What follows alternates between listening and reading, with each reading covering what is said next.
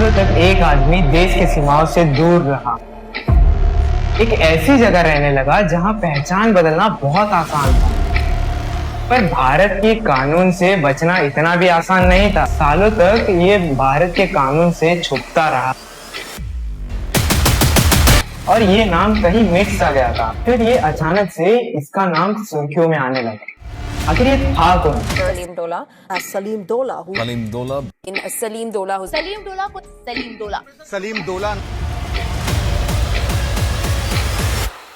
लेकिन आखिर सलीम डोला ने किया क्या था और इसका नाम इतना सुर्खियों में आया क्यों, और भारत के एजेंसीज इसे ढूंढ क्यों रही है, वो भी इतने सालों से?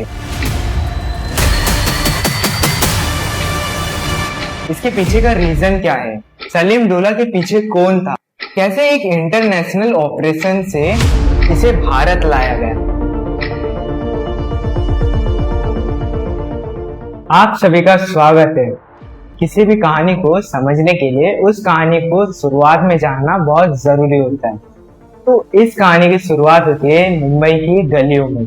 मुंबई की गलियों में बहुत सारी ऐसे चीजें हैं जो बहुत फेमस है, जैसे फिल्म इंडस्ट्री, बिजनेस है, मुंबई के लोकल ट्रेन्स और जैसे अंडरवर्ल्ड हिस्ट्री। और ये कहानी जुड़ी हुई है मुंबई के अंडरवर्ल्ड हिस्ट्री से। मुंबई की अंडरवर्ल्ड की हिस्ट्री में अगर बात ही हो रही है तो दाऊद इब्राहिम का नाम तो आना ही है। जिन्हें दाऊद इब्राहिम के बारे में नहीं पता है उन्हें मैं बता दूं, दाऊद इब्राहिम मुंबई के मोस्ट वांटेड रह चुके हैं।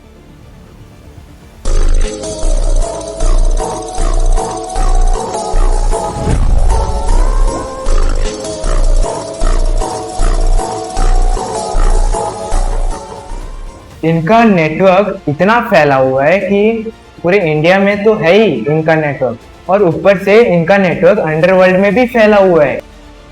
ऑफिशियली अगर देखा जाए तो दाऊद इब्राहिम के नाम पे कोई ऑफिशियली रिकॉर्ड नहीं है कि इतने दाऊद इब्राहिम ने क्राइम किया है, ऐसा तो नहीं है, क्योंकि हर एक अलग स्टेट में इनके नाम पे अलग क्राइम रिकॉर्ड हुआ है, तो इसका अच्छे से कोई अंदाजा नहीं बताया जा सकता है।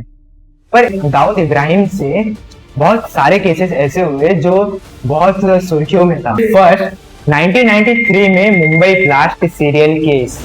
ऐसा लोगों का मानना है कि ये 1993 में जो ब्लास्ट केस हुआ था इसके पीछे मास्टरमाइंड दाऊद इब्राहिम ही है।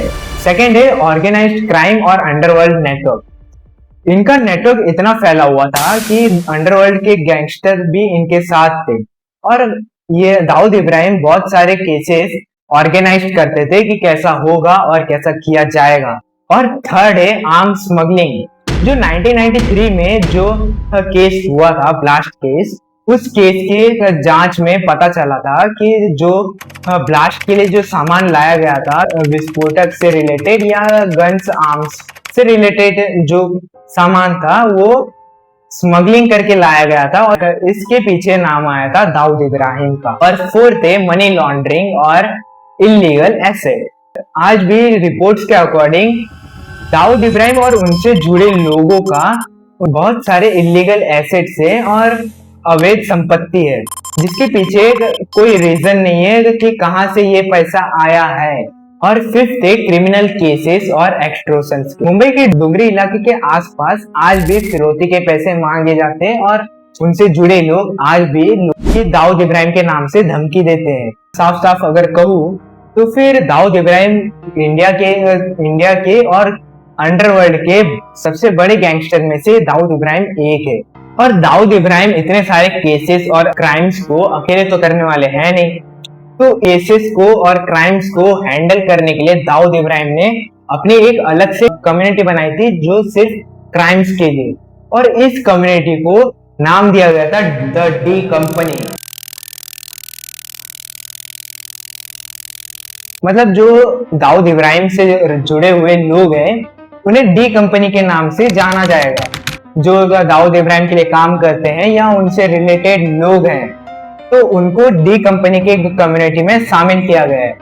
और खास बात तो ये है कि जो सलीम डोला जो नाम था, इनका नाम भी डी कंपनी से जुड़ा हुआ है, ऐसा रिपोर्ट्स के अकॉर्डिंग कहा गया है। सलीम डोला जैसे और भी लोग हैं जो डी कंपनी में जुड़े हुए हैं और आज भी दाऊद इब्राहिम के लिए काम करते हैं। इससे डी कंपनी की नेटवर्क बढ़ने लगी। मतलब जैसे जैसे क्राइम्स बढ़ने लगे वैसे वैसे डी कंपनी का नेटवर्क भी बढ़ने लगा। फिर ऐसे करते हुए डी कंपनी का क्राइम रिकॉर्ड भी बढ़ने लगा था।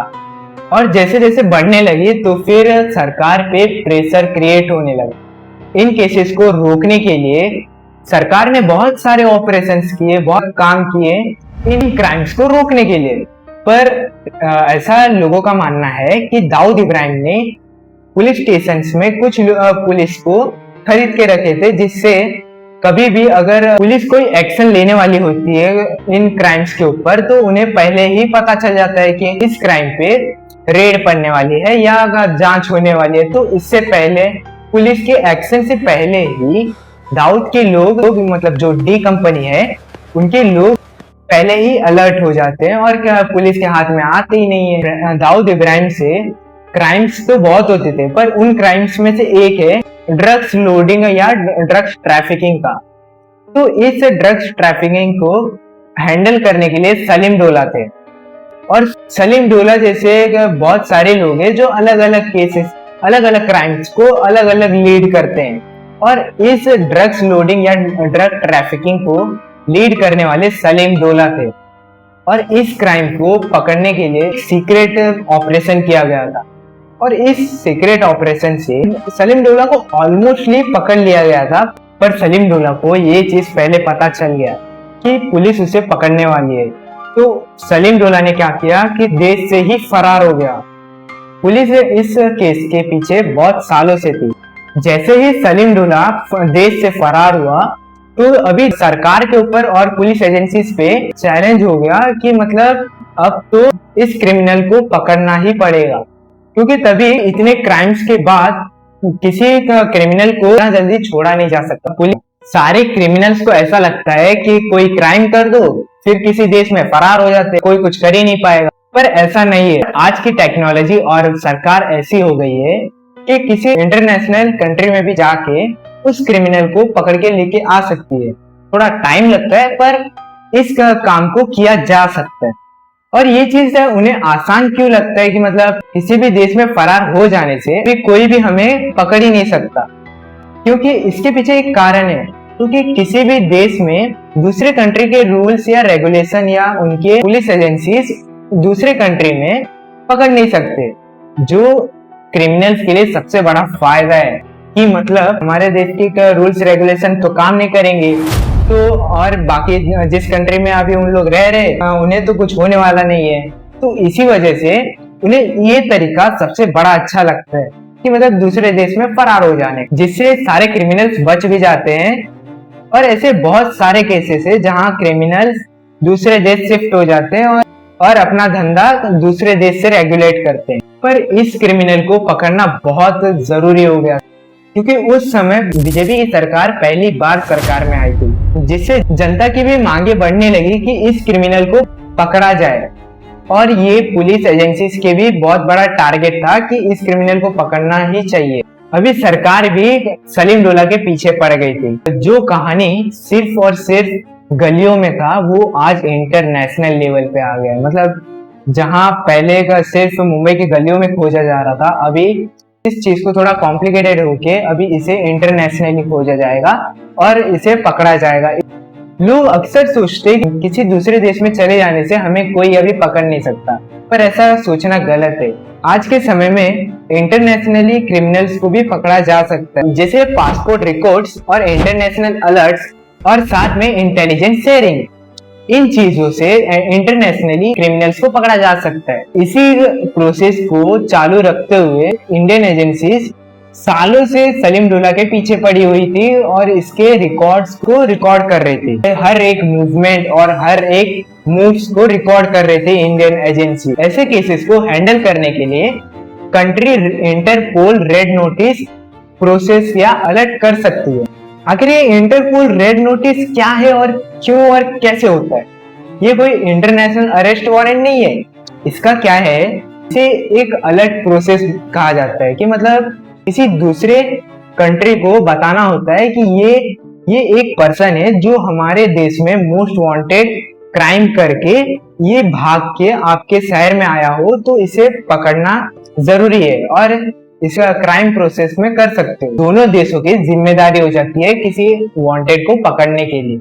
लेकिन किसी भी व्यक्ति को सिर्फ नाम से तो नहीं खोजा जा सकता या उसे जाना नहीं जा सकता है, क्योंकि एक व्यक्ति कई जगहों पर रह सकता है, अलग नामों से रह सकता है, अलग पहचान से रह सकता है, अपने रियल आइडेंटिटी को छुपा के रह सकता है या अपना एक अलग से वहां पर एक बिजनेस स्टार्ट करके वहां अपने सिटीजन कह के रह सकता है, जिससे सबको नॉर्मल ही लगेगा वो पर्सन, पर वो तो है किसी देश का मोस्ट वांटेड। इसलिए एजेंसीज क्या करते, छोटे से छोटे चीजों पर ध्यान देके सलीम डोला पे नजर रखा जा रहा था कि मतलब क्या कर रहे, कैसे कर रहे, कहाँ जा रहे और किस जगह पे हैं, और साथ में इंटरपोल रेड नोटिस भी जारी किया गया था, तो इससे और आसानी हो जाती है। अभी जो सलीम डोला है वो तो अपने लोगों से तो बात करता होगा, तो अपने लोगों से ये जब बात करता होगा तो इस सिंपल लैंग्वेज में ही बात करता होगा, पर कैसे एक कोड लैंग्वेज में अपने लोगों से बात करता होगा। तो इसी चीज को एजेंसीज क्या करती है, इस कोड को डिकोड करके का पता चलता है कि एक मतलब क्या सलीम डोला क्या कहना चाहता है, इससे पता चलता है। धीरे धीरे इस कहानी में तुर्की का नाम सामने आने लगा।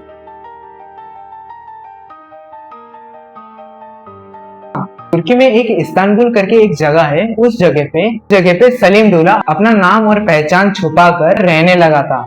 किसी भी ऑपरेशन को जल्दबाजी में नहीं किया जाता है, उसकी कंफर्मेशन किया जाता है क्या वही इंसान है या हम जो सोच रहे वैसा नहीं है, फिर लीगल स्टेप्स लिए जाते हैं, उसके बाद एक्शन लिया जाता है। रिपोर्ट्स के अकॉर्डिंग न्यूज आती है कि 25 अप्रैल 2026 में इस्तांबुल में एक जगह पर सलीम डोला को पकड़ा गया है और फिर इंडियन एजेंसी से कांटेक्ट किया जाता है, फिर उसे इस्तांबुल से सलीम डोला को दिल्ली कस्टडी में लिया जाता है।